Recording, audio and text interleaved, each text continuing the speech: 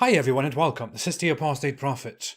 There is currently this big notion going around that there is a war on Islam, that France is at war with Islam, or that Islam is under attack. And that is because of the recent incidents, because of the cartoons in France. This notion that there was this Islamophobia problem and that Islam was under attack was spread by Islamic scholars like Yasser Qadi or Zakir Naik, or by presidents and politicians like Erdogan and Imran Khan, or by simple apologists. There is no question that such a notion is complete nonsense.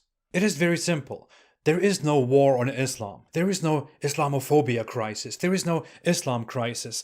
Islam is not under attack. France is not attacking Islam. Europe is not attacking Islam. What is happening is that Islam is, again, as always in history, in a crisis. Islam is always in crisis mode, always in defense, always claiming that others are attacking Islam when Islam is attacking others instead. The current scandal, the current situation, the current chaos that is going on is not because France or people in France or papers in France decided to attack Islam. It is because Islam became sensitive, loud, and violent. Charlie Hebdo, which published these Muhammad cartoons, received global attention in 2015 when the headquarters of Charlie Hebdo were attacked because they published Muhammad cartoons, and Islamic terrorists wouldn't allow them to publish Muhammad cartoons. The issue is that up until that point, the vast majority of Muslims in the world had no idea about Charlie Hebdo. They had no clue about those precious Muhammad cartoons, like this one. Muslims around the world only learned about these cartoons after Islamists reacted with violence and took lives.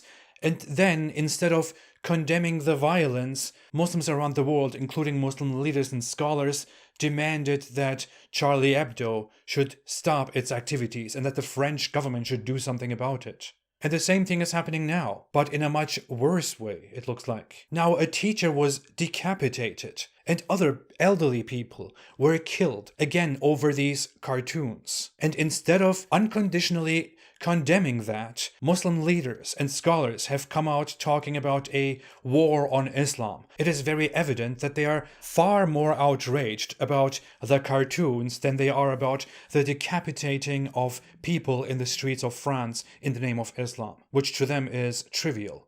What is really happening here is not that France is fighting Islam, it is that Islam is attacking France and free speech.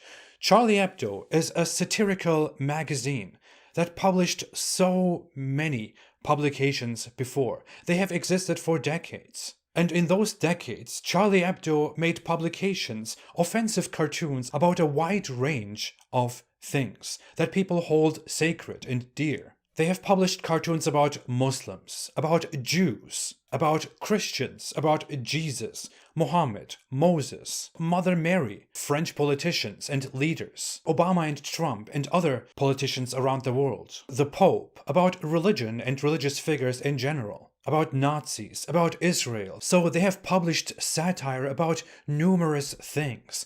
And when Macron said that cartoons are a part of France, what he meant was that.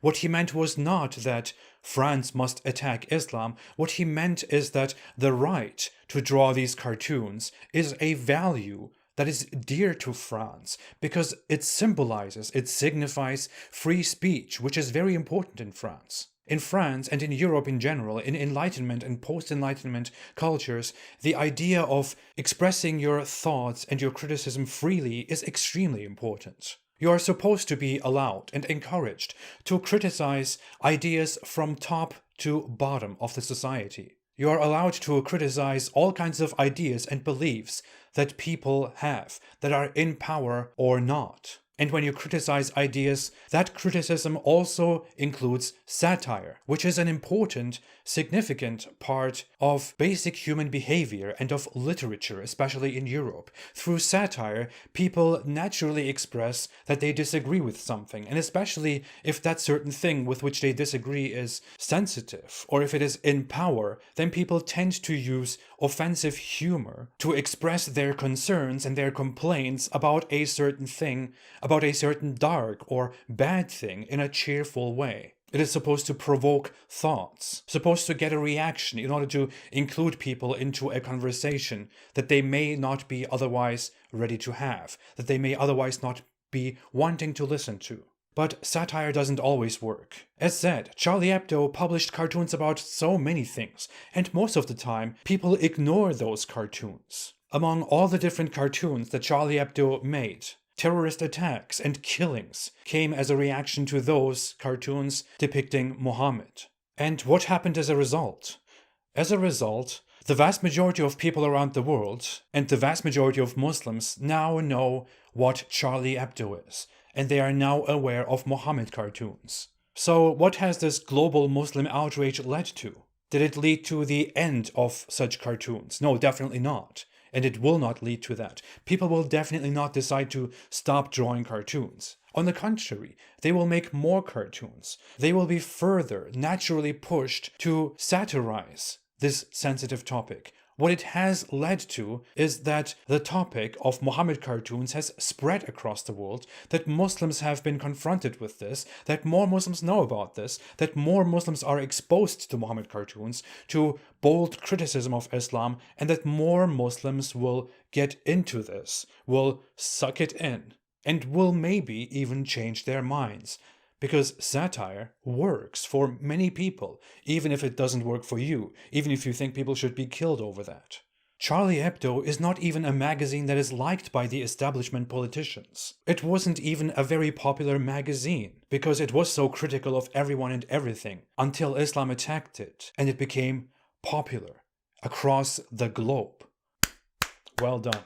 It's called the Streisand effect. If you try very hard to censor something or to remove something, you only attract more attention to it. And that's exactly what happened here. It's a very simple phenomenon.